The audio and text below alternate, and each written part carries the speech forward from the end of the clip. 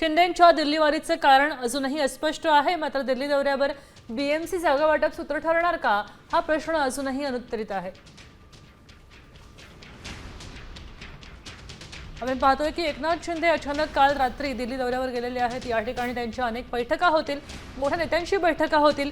मुंबईमध्ये लढायचं कसं, ठाण्यामध्ये काय करायचं या संदर्भातही बैठका होतील। जागा वाटपाचं सूत्र ठरणार का, ही सुद्धा शक्यता नाकारता येत नाहीये। तेव्हा बीएमसीच्या निवडणुका आहेत। आपल्यासोबत सूरज मसूरकर जोडले गेलेले आहेत। सूरज, आपण पाहतोय की काल रात्री शिंदे आता दिल्लीमध्ये गेलेले आहेत, दिल्लीत त्यांच्या बैठका होत आहेत। नेमकं काय कारण असावं, तुम्हाला काय वाटतं, काय आकलन आहे?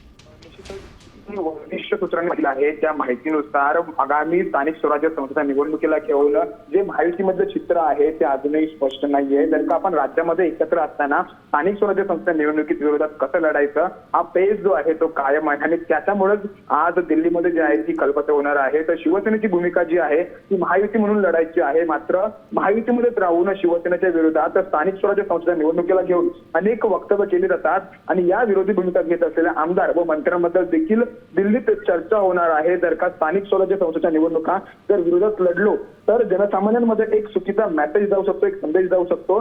त्यामुळे जर आणि महत्त्वाचं म्हणजे स्थानिक स्वराज्य संस्था निवडणुका विरोधात लढलो तर मग नेमका कोणाच्या चेहऱ्यावरती लढायच्या हा देखील मोठा प्रश्न आहे। या सर्व गोष्टीवरती जे आहे ते स्थानिक स्वराज्य संस्था निवडणुकीला घेऊन चर्चा होऊ शकते। विशेष म्हणजे जी विरोधी भूमिका घेत आलेले भाजपचे आमदार किंवा मंत्री आहेत।